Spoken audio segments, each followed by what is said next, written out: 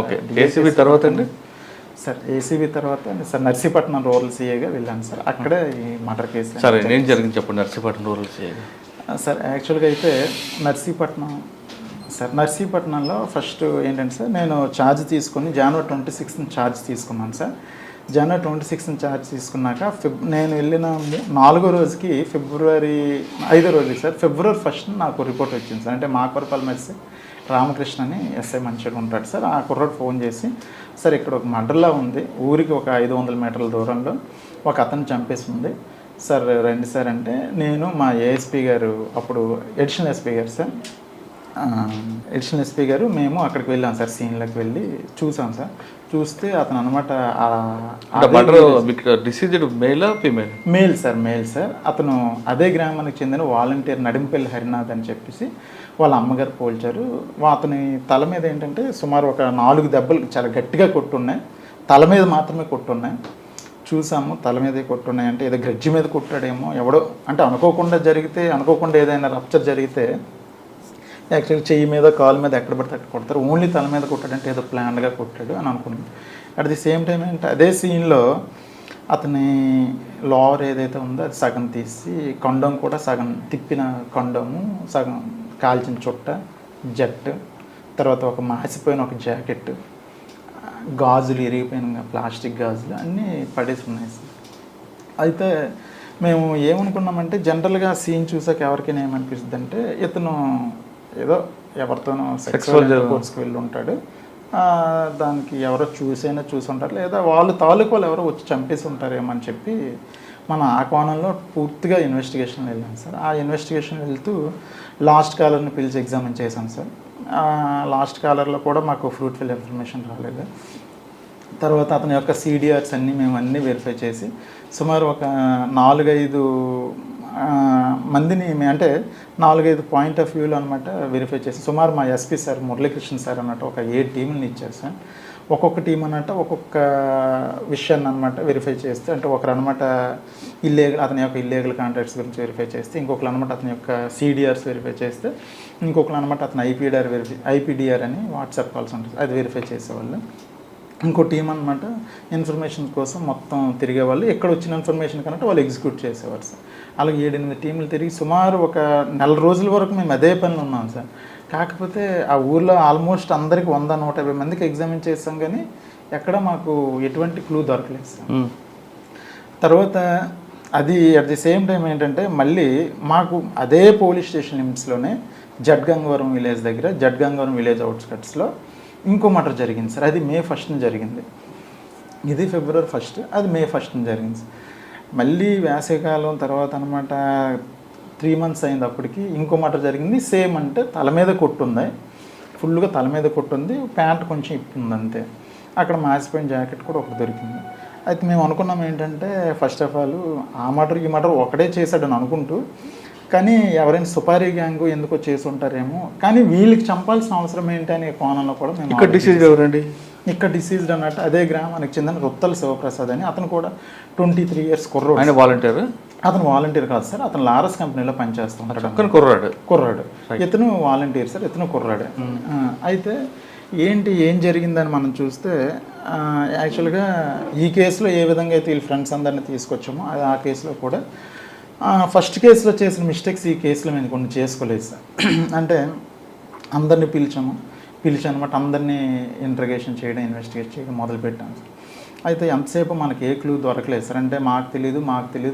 పోనీ వాళ్ళ ఫ్రెండ్స్ అందరికి తీసుకొచ్చాం, వాళ్ళ కాల్ డేటా తెచ్చాం, ఈ డిసీజ్డ్ కాల్ డేటా తీసుకొచ్చాం, అన్నీ తీసుకొచ్చినా సార్ ఎక్కడ మాకు, అంటే ఎస్పీ సార్ అక్కడ నుంచి సపోర్ట్ ఇచ్చి మాకు ఐటీ కోర్ టీము ఒక ఎస్ఐని పంపించి మాకు అంత సపోర్ట్ ఇస్తున్నప్పటికీ మాకు ఎక్కడ క్లూ దొరకట్లేదు సార్. అయితే మా ఎస్ఐ గారు ఊర్లోకి వెళ్తే ఒక చిన్న ఇన్ఫర్మేషన్ వచ్చింది సార్. అది చిన్న ఇన్ఫర్మేషన్ ఏంటంటే, ఆ చనిపోయిన అతనికి ఊర్లో ఇంకో 2 అనమాట చనిపోయిన ముందు రోజు 1,50,000 ఒక అతను, 50,000 ఒక అతను అప్పు ఇచ్చారనే విషయం తెలిసింది సార్. వాళ్ళని కూడా తీసుకొచ్చాం. వాళ్ళు కూడా ఈ డిసీజ్ యొక్క ఫ్రెండ్సే సార్. వాళ్ళు ఏంటంటే, ఎందుకు బాబు మీరు అప్పు ఇచ్చారంటే ఫస్ట్ ఆఫ్ ఆల్ వాళ్ళు ఏంటంటే సార్ అది అడిగాడు మాకు నెల 2 నెలల నుంచి అడుగుతున్నాడు, అడిగితే మేము ఇచ్చాం తప్ప మాకు ఇంకేం తెలియస్తారంటే మరి ఆ డబ్బులు ఏం చేస్తారంటే ఎందుకో తెలియస్తారంటే ఎందుకో తెలియకుండా మీరు ఎందుకు ఇస్తారా బాబు అని వాళ్ళు మనం త్వరగా ఇంటర్గేట్ చేస్తే వాళ్ళు ఏం చెప్పారంటే లాస్ట్లో ఒక చిన్న క్లూ ఏం చెప్పారంటే సార్ ఏదో వ్యాపారం చేస్తాడు సార్ వాడు, వ్యాపారానికని అడిగాడు సార్, నీకు 2 రోజులు ఇచ్చేస్తాను అన్నాడు సార్, ఆ వ్యాపారం ఏంటో తెలియదు, 2 రోజులు తిరిగి ఇచ్చే వ్యాపారం ఏంటో మాకు అస్సలు తెలియదు సార్ అని వాళ్ళు చెప్తే మరి వాడికి ఇంకా ఎవరెవరు ఫ్రెండ్స్ ఉన్నారని మనం పర్టికులర్గా వాళ్ళని అడిగాం సార్. ఆ 2 ఫ్రెండ్స్ని కూడా, ఆ 2 ఫ్రెండ్స్ కూడా ఏం చెప్పారంటే సార్ ఇది యాక్చువల్గా వాళ్ళ ఫ్రెండ్స్ ఎవరో తెలియదు కానీ వ్యాపారం మాత్రం ఇక్కడ కొత్తపాలెం అని ఒక విలేజ్ ఉంది సార్, ఆ విలేజ్లో ఒక కుర్రాడు ఉన్నాడు, వాడితో చేస్తున్నాడేమని నా అనుమానం సార్. ఎందుకంటే ఒకరోజు వాడితో మాట్లాడాలి, కొత్తపాలెంలో మాట్లాడాలి అన్నాడు, నా ఫోన్ ఇచ్చి మాట్లాడుకోరని ఆ డిసీజ్డ్కి చెప్పాను. చెప్తే ఆ డిసీజ్డ్ ఏమన్నాడంటే ఒరే ఫోన్లో మాట్లాడకూడదు, ఏదైనా వెళ్ళి అక్కడికి వెళ్ళి మాట్లాడాలి, నీ బండి మీద నాకు డ్రాప్ చేయి అన్నాడు. అదేంట్రా డ్రాప్ చేయడం, ఫోన్లో మాట్లాడితే సరిపోదు కదంటే ఫోన్లో మాట్లాడకూడదు అది అంతే నీకు తెలీదు, నాకు డ్రాప్ చేయని చెప్పి దగ్గరుండి నాకు డ్రాప్ చేయమంటే నేను కొత్తపాలెం ఆ విలేజ్ వెళ్ళి నేనే ఆ ఇంటి వరకు డ్రాప్ చేసి వచ్చాను. నేను వస్తానంటే వద్దనేసాడు సార్, వెళ్ళిపోమంటే నేను రిటర్న్ అయిపోయాను సార్. బహుశా అతనితో చేసి ఉండొచ్చేమో సార్, ఇల్లీగల్ ఏదో బిజినెస్ అంటున్నారని మనవాడు చెప్పాడు సార్. చెప్తే ఎస్ఐ గారు నేను టీము ముందు ఆ కొత్తపాలెం విలేజ్ వెళ్ళాను సార్.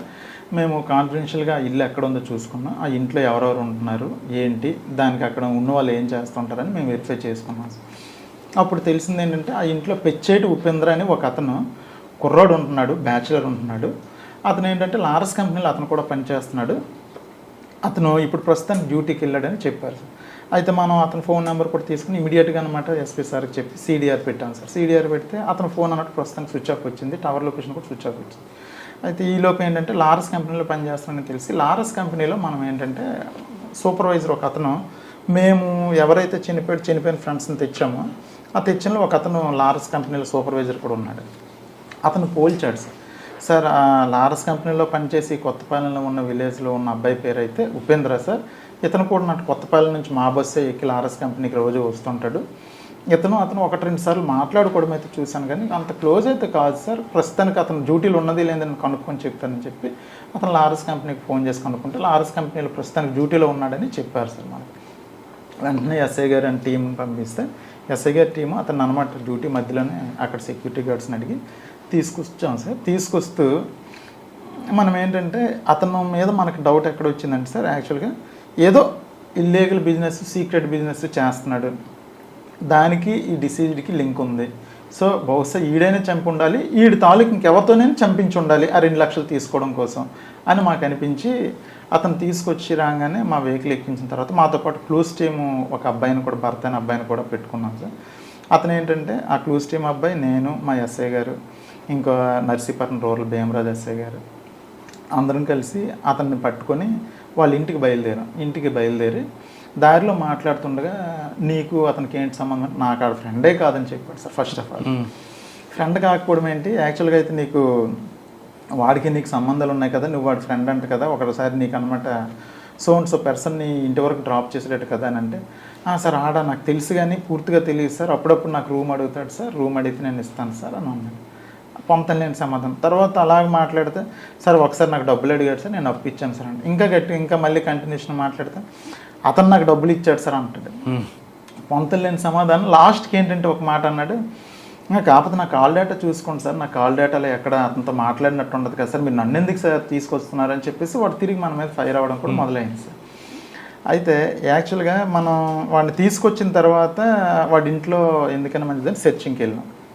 నీలోపు ఆ క్లోజ్ టీమ్ అబ్బాయి అతను యూవీ లైట్ పెట్టుకుని అనమాట అన్ని బట్టలు వెతుకుతున్నాడు. అంటే బ్లడ్ మార్కులు ఏమైనా పడినట్లయితే ఉతికిసిన తర్వాత కూడా అవి మనకు కనిపిస్తాయని అతను చూస్తున్నాడు night. At the same time మేము కూడా ఏంటంటే ఇల్లంతా సెర్చ్ చేస్తున్నాం సార్. ఒక్కొక్కలం సెర్చ్ చేస్తుంటే ఒక తలగడలో 1,50,000 దొరికింది సార్. ఇది ఎక్కడదిరా అంటే ఇది నాదే సార్, వాడిచ్చాడు సార్, వీడిచ్చాడు సార్, పొంతలేని సమాధానం. మళ్ళీ అలమారాలో 50,000 దొరికింది. ఒరే 2 lakhs దొరికింది ఎక్కడదిరా అంటే వాడి జీతం 15,000, వాడు ఉంటున్న ఇంటి అది 4,000, అసలు 1,50,000 2 లక్షలు ఉండే అవకాశమే లేదు. తర్వాత ఆడి రూమ్ మొత్తంలో ఒక 4 జతల బట్టలు, ఒక మంచమే ఉంది. అలాంటి దగ్గర ఇంత డబ్బు ఎందుకు పెట్టుకున్నాడంటే సార్ నాకు మా ఫ్రెండ్ ఇచ్చాడు సార్, వాడు ఇచ్చాడు సార్, చచ్చిపోయినాడు ఇచ్చాడు సార్, నేను ఏవో చెప్తున్నాడు. ఇప్పుడు చచ్చిపోయినాడు ఇచ్చాడు 2 lakhs పర్లేదు, ఇంకో 75,000 కూడా అక్కడే దొరికాము. ఎవరెవరా ఈ డబ్బు అంటే సార్ అది కాదు సార్ ఇది కాదు సార్, ఏవో పొంతలేని మరి సమాధానం రెండు వేశారా? అలా మనం ఇంటర్గేట్ చేసాము అది అవునండి. సో అప్పుడు చెప్తే అప్పుడు ఏంటంటే ఫస్ట్ ఆఫ్ ఆల్ వాడికి అర్థమైపోయింది ఏంటంటే వీళ్ళు నన్ను కనిపెట్టేశారు, అందుకే ఇంటికి తీసుకొని సెట్ చేశారు, డబ్బులు కూడా దొరికిసాయి. అట్ ది సేమ్ టైం ఏంటంటే నా బట్టలు కూడా వెతుకుతున్నారంటే బ్లడ్ స్టెయిన్స్ ఏమైనా దొరికితే దొరికేస్తాను నేనని వాడికి అర్థమైపోయింది సార్. అర్థమైపోయిన తర్వాత వాడు ఏం చేశాడంటే నెక్స్ట్, సార్ అంటే ఇవన్నీ కూడా ఉన్నట్టు అప్పు అడిగాను తప్ప నాకు ఆయనకి ఎటువంటి సంబంధం లేదు, అది నాకు అప్పు ఇచ్చాడని చెప్పాడు. అప్పు ఇస్తే మిగతా 75,000 అంటే సార్ ఇంకో ఫ్రెండ్ అప్పు అడిగాను పొంతలేని సమాధానాలు. మనం ఏం చేసామంటే సార్ లాస్ట్కి సరే ఏం వద్దురా బాబు, సరే మాకు ముద్ద ఇది అంటే చనిపోయినప్పుడు సెల్ ఫోన్ పోయింది సార్, సెల్ ఫోన్ కూడా మిస్ అయింది, అది తర్వాత చెప్తాను సార్. వాడు సీన్ కూడా డైవర్ట్ చేస్తాడు ముద్ద. అయితే సెల్ ఫోన్ పోయిందిరా బాబు, మాకు ఆ సెల్ ఫోన్ ఇచ్చే చాలు, నీకు మేము సేవ్ చేస్తాం అని మన పోలీస్ స్టైల్లో కొంచెం అంతవరకు గట్టిగా మాట్లాడి బొజ్జగించే స్టైల్లో మాట్లాడితే కొంచెం నమ్మాడు సార్. నమ్మి సెల్ ఫోన్ ఒకటి ఇస్తే సరిపోద్ది కదా సార్ అంటే ఆ సెల్ ఫోన్ ఒకటి ఇస్తే సరిపోద్ది అని, సెల్ ఫోన్ సౌండ్స్ ఒక ప్లేస్లో నూతిలో ఉంది సార్, పదండి సార్ చూపిస్తానని వాళ్ళు ఇంటి ఎదురుగున్న నూతిలోనే పడేశాడు సార్. మనం ఇంటి ఎదురుగున్న నూతిలో పడేసరికి మనం నూతిలో నీళ్ళన్నీ తోడించిన తర్వాత సెల్ ఫోన్ ఎవరిదైతే చనిపోయాడు కుర్రోడు ఆ సెల్ ఫోన్ రికవర్ చేసిన తర్వాత మేము కూడా నమ్మాము సార్, ఎస్ ఈడే చేసింది కన్ఫర్మ్ అయ్యి అప్పుడు స్టేషన్కి తీసుకొచ్చి బాబు ఎలా చేసావు ఏంటి ఒకసారి చూపిస్తావా అదేనంటే అప్పుడు చూపించాడు సార్. అంటే వాడు ఆ ఊరికి జడ్గంగవరం విలేజ్కి 1 km దూరంలో, మేమంతా రోడ్డు మీద తిరిగి వెళ్తే 1.5 km ఉంటుంది, వాడు షార్ట్ కట్లో నడుచుకుంటూ తీసుకెళ్ళిపోయాడు. ఆ ప్లేస్ తీసుకెళ్ళి ఇలా కూర్చున్నాడు సార్, ఇలా కూర్చుంటే ఇలా చంపేశాను సార్ అని నీట్గా ఎక్స్ప్లెయిన్ చేసి సీన్ అంతా రీకన్స్ట్రక్షన్ చేస్తే అప్పుడు కన్ఫర్మ్ చేసుకొని మా ఆఫీసర్స్ డిఎస్పీ గారికి ఎస్పీ గారికి కన్ఫర్మ్ చేసి. ఎందుకంటే చంపాడు అసలు సార్ యాక్చువల్గా ఏంటంటే వాడు దాకా మోటివ్ సార్, ఆ మోటివ్ చాలా డిఫరెంట్. అంటే నేనైతే ఎప్పుడు చూడలేదు సార్ ఆ మోటివ్, అలా ఉంటుందని కూడా నేను ఎక్స్పెక్ట్ చేయలేదు. వాడికి డబ్బులు కావాలి సార్. వాడు యాక్చువల్గా ఫస్ట్ ఎవరికైతే చంపాలనుకుంటాడో వాడితో ఫ్రెండ్షిప్ చేస్తాడు సార్. ఫ్రెండ్షిప్ చేసి అంటే ఫస్ట్ ఆఫ్ ఆల్ ఏంటంటే వీడు లారస్ కంపెనీలో పనిచేసేవాడు సార్ ముద్దయ్య. ఆడేంటంటే లారస్ కంపెనీలో ఎవరైతే పనిచేస్తారో వాళ్ళ దగ్గర కొంచెం ఉండి ఎవరికైనా డబ్బుల మీద ఆశ ఉన్న వాళ్ళని సెలెక్ట్ చేసుకుంటాడు సార్.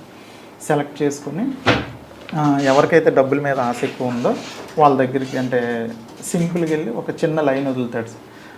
నాకు మంచి ఏజెన్సీ వాళ్ళు తెలుసు, లిక్విడ్ బిజినెస్ నాకు ఐడియా ఉంది, లిక్విడ్ బిజినెస్ ఒకవేళ చేస్తే 1 lakh 2-3 daysలో 3-4 lakhs వచ్చేస్తే, లిక్విడ్ గాంజా బిజినెస్ 3-4 lakhs వచ్చేస్తే నాకు అవతల పార్టీ వాళ్ళకి తెలుసు, మీరు అంటే డబ్బులు అరేంజ్ చేసుకుంటే నేను పార్ట్నర్షిప్ అవతలని పిలిపిస్తాను, మీరు అనమాట డబ్బులు తీసుకొస్తే గంజా తీసుకొస్తే మనం అన్నట్టు పార్టీ వచ్చిన తర్వాత మళ్ళీ వేరేస్తాడు. అవతల ఎవరైతే ఇంట్రెస్ట్గా ఉన్నారో వాళ్ళు వచ్చి ఇన్ని అప్రోచ్ అవ్వడమో లేకపోతే ఏదో అయితే ఫ్రెండ్షిప్ చేస్తూ ఇంకేంటంటే మళ్ళీ ఏం చేస్తాడంటే వాడు, నేను ఫ్రెండ్షిప్ చేస్తున్నంతసేపు మీ పేరెంట్స్కి ఎవరికి చెప్పుకో, ఎందుకంటే నేను దొరికిపోతే నువ్వు దొరికిపోతావు, సో నాకు ఫోను చేయకు, మీ పేరెంట్స్కి ఎవరికైనా చెప్పావు అనుకో నువ్వు దొరికిపోతే నేను దొరికిపోతాను, మీ పేరెంట్స్కి మీ ఫ్రెండ్స్కి ఎవరికి చెప్పకూడదు, చెప్తే నేను అనమాట నేను దొరికిపోతానని చెప్పి, అంటే ఎవడైతే చచ్చిపోతాడు డిసీజ్డ్కి అనమాట ఈడొకడు ఫ్రెండ్ ఉన్నాడని చెప్పి వాళ్ళ పేరెంట్స్కి కానీ ఫ్రెండ్స్కి కానీ ఎవరికి తెలియదు. అట్ ది సేమ్ టైం ఏంటంటే ఫోన్ కాల్ డేటాలో కూడా ఎక్కడ వీడికి వాడికి ఫోన్ కూడా మనకి ఎక్కడ కనెక్ట్ అవుతుంది. చాలా తెలివిగా ప్లాన్గా వాడితో చాలా అద్భుతమైన ఫ్రెండ్షిప్ చేస్తాడు సార్. ఫ్రెండ్షిప్ చేసి ఒక ఫైన్ డే ఏంటంటే డబ్బులు అరేంజ్ చేసుకోమంటాడు. డబ్బులు అరేంజ్ చేసుకున్న రోజు డబ్బులు అరేంజ్ చేసుకున్న ఒక 4 రోజుల ముందే ఏ ఊరైతే వాడిది ఉంటుందో ఆ ఊర్లోనే ఎక్కడైతే లోన్లీ ప్లేస్ ఉంటుందో ఆ లోన్లీ ప్లేస్కి డిసీజ్ని తీసుకెళ్ళమని చెప్తాడు సార్. ఎందుకు, ఇక్కడైతే గాంజా వాళ్ళు వస్తారు, సీక్రెట్గా ఉండాలి, 3వ కంటికి తెలియకూడదు, అది మీ ఊరు దగ్గరలో పెట్టుకుంటేనే బెటర్ అని అంటాడు సార్. ఆలూరు దగ్గరలోనే పెట్టుకుంటారు, ఆలూరు దగ్గరలోనే డిసీజ్డే అమాయకంగా చూపిస్తాడు, ఈ ప్లేస్ అయితే గాంజా బిజినెస్ అయితే ఎవరు రారు అని. ఆ ప్లేస్ చూపించిన తర్వాత ఒక కర్ర కూడా తీసుకొని రమ్మంటాడు సార్.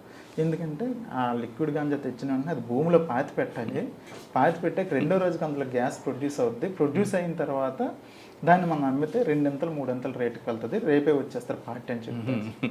ఆ డిసీజ్లు ఏంటంటే వీడు చెప్పే మాటలు ఎక్కువ నమ్ముతారు సార్, అంత బాగా నమ్మిస్తాడు. ఫ్రెండ్షిప్ కూడా చాలా బాగా చేస్తాడు. చేశాక అంటే చంపేసిన ఒక 3-4 రోజుల ముందు ప్లేస్ చూసుకుంటారు, కర్ర ఏర్పాటు డిసీజ్డే చేసుకుంటాడు ఒక విధంగా. ఆ చావుకు ఆడే కర్ర తెచ్చుకుంటాడు. ఆడే తెచ్చుకుంటారు సార్ ఒక విధంగా. అవన్నీ తెచ్చుకున్న తర్వాత సార్ ఒక రోజు అనమాట డబ్బులు వచ్చిన రోజు అనమాట, డబ్బులు రేపు వచ్చేస్తానంటే వాడు కలిసి ఇద్దరు కలిసి సీన్లోకి వెళ్తారు. వెళ్ళిన తర్వాత ఒక లోన్లీ ప్లేస్లో ఆ ఊరు దగ్గరలోనే ఎందుకు సెలెక్ట్ చేసుకుంటుంటే అక్కడ ఊర్లో చచ్చిపోతే ఊరోళ్ళ మీదకి వెళ్ళిపోతే తప్ప బయట మీద ఎవరికి దృష్టి రాదని, అంత దారుణమైన ఆలోచన సార్ ముద్దాయిది. అయితే ఏంటంటే అక్కడికి వెళ్ళి అక్కడ అనమాట ముద్దాయి అనమాట కర్ర తీసుకొని ఇక్కడ ఈ ప్లేస్లో తవ్వాలని ప్లేస్ సెలెక్ట్ చేసి ఎవరు ర్యాంట్ అయ్యి చూసి వాడు అలా కూర్చొని ఏదో ఫోను ఏదో మాట్లాడుతుంటే వెనక నుంచి గట్టి కొట్టేస్తాడు. కంటిన్యూషన్గా చచ్చిపోయినంత వరకు తల మీద కొట్టేస్తాడు సార్ అదే కర్రతో తల మీద కొట్టేసి చంపేస్తాడు సార్. చంపేసిన తర్వాత ఆ జేబులో ఉన్న డబ్బులు పట్టుకొని వెళ్ళిపోతాడు సార్. ఆ విధంగా చేస్తాడు. సరే అండి, జేబులో డబ్బులు తీసుకెళ్తారు, అంతవరకు బాగానే ఉంది. మరి ప్యాంట్ ఎప్పుడు ఎందుకు పిన్నిస్కి కండం పెట్టి? Exactly sir. అయితే ఏంటంటే వాడు మొత్తాన్ని సీన్ని రీకన్స్ట్రక్షన్ చేస్తాడు సార్. చేసి మన కేసు మొత్తం డైవర్ట్ చేస్తాడు సార్. ఎంత దారుణంగా డైవర్ట్ చేస్తాడంటే ఇప్పుడు జడ్గంగవరం కేసులో కూడా చనిపోయిన అతని సెల్ ఫోన్ తీసుకొని ఇతనికి ఎప్పుడో ఒక అతని మీద కోపం ఉంటే అతనికి మిస్డ్ కాల్ ఇచ్చాడు సార్. అతను తెలియక 2-3 టైమ్స్ కాల్ చేసి ఎత్తాడు, మాట్లాడకుండా అనమాట ఫోన్ స్విచ్ ఆఫ్ చేస్తాడు. అంటే ఎత్తి ఒక 1 minute 2 minutes ఉండి ఫోన్ స్విచ్ ఆఫ్ చేస్తాడు. చేసి ఆ ఫోన్ తీసుకొచ్చి వాళ్ళ ఇంటి ఎదురుగున్న నూతిలో పడేశాడు. మనం ఆ చనిపోయిన అతను CDR తీసిన వెంటనే లాస్ట్ కాల్ రావడంటే వాడిని పట్టుకొని వచ్చాం. పట్టుకొని వస్తే అసలు చనిపోయినాడు ఎవడో తెలియదు అంటాడు వాడు. నీకు తెలియకపోతే లాస్ట్ కాల్ ఎందుకు చేస్తే నీకేంటి సంబంధం అంటాం మేము. టోటల్గా అసలు మొత్తం డైవర్ట్ చేసేస్తాడు. At the same time first కేసులో కూడా మీరు వాలంటీరు రెండో రోజు అనమాట పెన్షన్ డబ్బులు పంచాలి. పెన్షన్ డబ్బులు వచ్చాయి సార్. ఆ వచ్చిన పెన్షన్ డబ్బుల్ని వాడు వచ్చిన పెన్షన్ డబ్బుల్ని పంచడం కోసమని పంచాయతీ సెక్రటరీ దగ్గర ఆ రోజు తీసుకొని ఆ డబ్బులు పట్టుకుని వెళ్ళిపోయాడు వాలంటీర్. 75,000 1,00,000 రూపాయలు సార్ పట్టుకుని వెళ్ళిపోతే అక్కడ చంపేసిన తర్వాత వాడికి అక్కడ బట్టలు ఇప్పేసి కొండమని అంటే వాడికి ఇల్లీగల్ అఫైర్స్ ఎక్కువ ఉంటాయి సార్. సో ఆ ఇల్లీగల్ ఎవరో చంపేశారని చెప్పి మనం అనుకోవడం కోసం డైవర్ట్ చేయడం కోసం ఒకటి కొండం, గాజులు, తర్వాత సగం కాల్చిన చుట్ట, మాసిపోయిన ఒక జాకెట్ అన్ని పడేస్తాడు సార్. దానికి అందరూ ఏమనుకుంటారంటే వీడికి ఎవరితోనో ఇల్లీగల్ ఉంది, సో అందువల్ల ఎవరో వచ్చి చంపేశారు అనుకుని మనం అంతా ఆ కోణంలోనే పూర్తిగా డైవర్ట్ అయిపోతారు సార్. కేసు అంతా డైవర్ట్ చేసేస్తాడు సార్. అంటే ఈ తెలివితేటలన్నీ ఫస్ట్ 2 మర్డర్ కేసులు వడ్డాది మర్డర్లు ఉండేటప్పుడు చేసినప్పుడు కూడా అలాగే డైవర్ట్ చేసి 2 కేసులు మీకు డిటెక్ట్ అయ్యి ఇంకా 3 ఎలా బయటకు వచ్చాయి సార్? యాక్చువల్గా ఫస్ట్ కేసు ఎప్పుడైతే మనకి ఆడు చెప్పిన తర్వాత మన స్టేషన్కి తీసుకొచ్చి ఎస్పీ సార్కి చెప్పాను సార్ ఇలాగని. సార్ వీడికి వడ్డాది మడుగులో కూడా కేసు ఉందంట సార్, కేసులు ఉన్నాయంటే ఒక వడ్డాది మడుగుల ఎస్ఐతో కూడా మాట్లాడమని చెప్పారు సార్. చెప్తే వడ్డాది మడుగుల ఎస్ఐతో మాట్లాడాను సార్.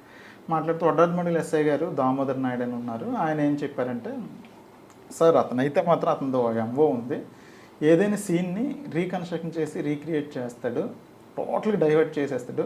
మా 2 మర్డర్ కేసులు కూడా 21లో జరిగాయి, 2021లో. ఆ రెండింటిలోనైతే డైరెక్ట్ కండోమ్ పెట్టాడు ఒక దాంట్లో అన్నట్టు మల్లెపూలు పెట్టాడు. టోటల్ మనం డైవర్ట్ అయిపోయాము. కానీ చివరికి అనమాట మనకి డిటెక్ట్ అయింది. కానీ ఎక్కువ డబ్బులు కూడా చంపడు, 50,000 లక్ష రూపాయలకే చంపేస్తాడని చెప్పాడు సార్. చెప్తే మన ఫస్ట్ మర్డర్ కేసులో కండోమ్ పెట్టాడు, గాజులు పెట్టాడు, జాకెట్ పెట్టాడు, ఇవన్నీ పెట్టేసరికి మళ్ళీ వచ్చి మన ఇతను అడిగితే ఫస్ట్ ఇతను ఒప్పుకోలేదు సార్. అయితే ఫస్ట్ మర్డర్ కేసులో చనిపోయిన అతని యొక్క తల్లి వాడు కలిసి ఇంట్లోకి వెళ్ళి లాస్ట్ అనమాట వీళ్ళిద్దరే బయటకు వచ్చారు సార్. మన కంప్లైంట్లో కూడా ఫస్ట్ డిసీజ్డ్ వాళ్ళ అమ్మ అనమాట ఏం చెప్పిందంటే, ఎవడో ఫ్రెండ్ వచ్చాడు, ఆ ఫ్రెండ్ వచ్చి మా అబ్బాయిని బయటకు తీసుకెళ్ళాడని చెప్పింది తప్ప పలానా వ్యక్తి అని ఆవిడకి తెలియదు. ఆవిడ ఓల్డ్ సార్, ఆవిడ చెప్పలేకపోయింది. కాకపోతే ఆవిడని పిలిపించాం. ఈవిడిని చూపిస్తే, నాయన ఈడే బాబు, వీడే మా కొడుకుని లాస్ట్ చివరిసారిగా తీసుకెళ్ళిందని ఆవిడ ఒప్పుకుంది. వాడికి అనమాట తిట్టి గట్టిగా అడిగేసరికి నేను కదంటే ఆ ముసలావిని బయటికి తీసి, ఇప్పుడు చెప్పురా పెద్ద ఆవిడ పోల్చింది కదా, ఇప్పుడైనా చెప్పరా, నువ్వే కదా తీసుకెళ్ళి ఆ రోజు. నేనే చేశాను సార్, ఇలా చేశాను చెప్పాడు. అది కూడా ఎలా చేసావు చేసి చూపించడానికి సీన్ రీకన్స్ట్రక్షన్ చేయమంటే సీన్ రీకన్స్ట్రక్షన్ చాలా నీట్గా చేశాడు. చాలా షార్ట్ కట్లు వెళ్దాం. తర్వాత వాడు ఎక్కడికైనా వెళ్ళేటప్పుడు ఏంటంటే ఫోను అక్కడ వరకు మాట్లాడతాడు, అక్కడ స్విచ్ ఆఫ్ చేసేస్తాడు. చేసి అక్కడికి వెళ్ళి మర్డర్ చేసి డబ్బులు తీసుకొచ్చేసి మళ్ళీ స్విచ్ ఆన్ చేసుకుంటాడు. మళ్ళీ ఇమీడియట్గా వాడు ఏంటంటే 7 o'clock 8 o'clock సి షిఫ్ట్ ఉంటుంది లారస్ కంపెనీకి వెళ్ళిపోతాడు. అంటే నేను ఆ టైంలో అక్కడ లేను అని ప్రూవ్ చేసుకోవడానికి కూడా వాడు చాలా టెక్నికల్గా కూడా మొత్తం ప్లాన్డ్గా ఉంటాడు. ఏమంటే నేను కంపెనీలో ఉన్నాను అంటాడు.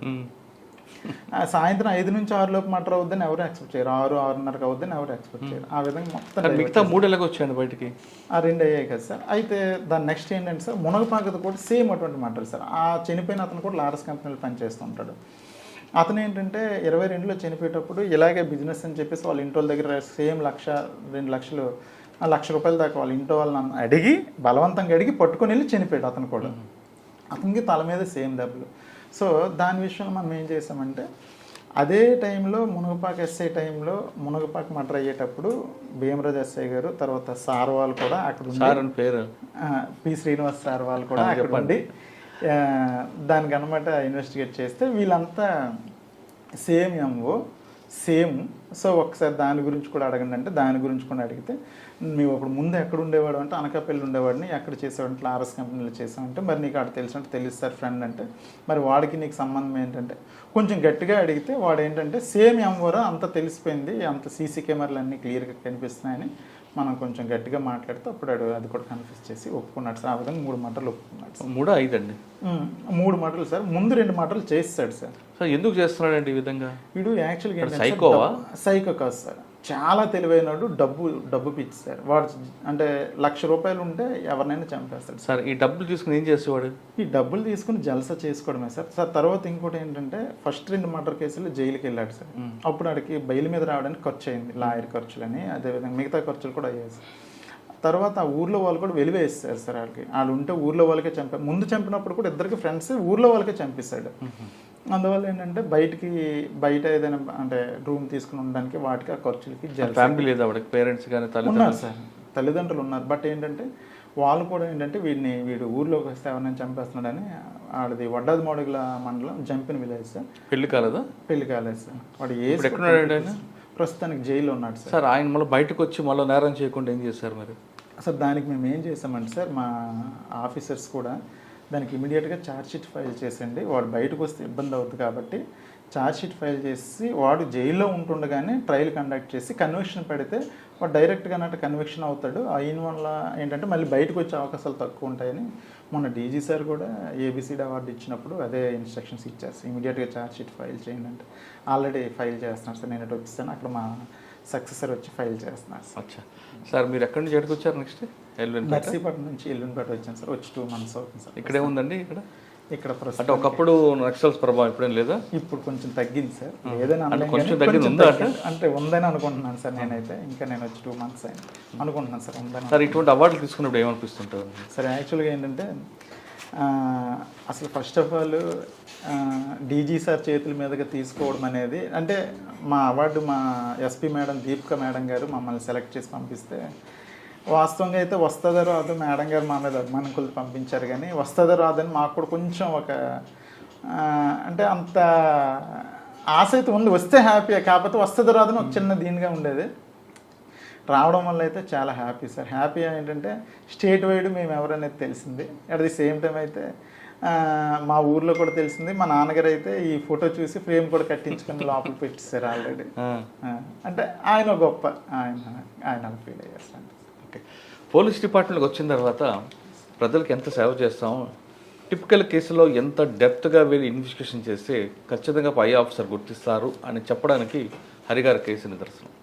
ఒక చిన్న క్లూ పట్టుకుని ఆయన దాన్ని బాగా ఇన్వెస్టిగేషన్ చేసి త్వరగా చేయడం బట్టి 5 మర్డర్ కేసుల్లో ఆయన దొరకడంతో ప్రభుత్వం కూడా ఏబిసిడి అవార్డు ఇవ్వడంతో ఆయన డీజీ గారి చేతుల మీదకి అవార్డు తీసుకోవడం, ఆ అవార్డు పేపర్లో రావడం, అది చూసి ఆయన తండ్రి ఊర్లో అందరికీ గర్వంగా చెప్పుకోవడం కాకుండా ఒక ఫోటో ఫ్రేమ్ కట్టుకున్నారు.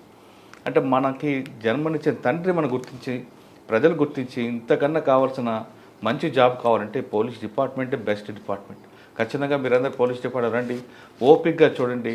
కొంతమంది ఆఫీసర్లు చెప్తున్నట్లుగా మన నోరు మంచిదైతే ఊరు మంచిది అవుతుంది అనే విషయాన్ని గుర్తుపెట్టుకున్న వాళ్ళు ఖచ్చితంగా పోలీస్ డిపార్ట్మెంట్ వచ్చి ప్రజలకు సేవ చేయాలి.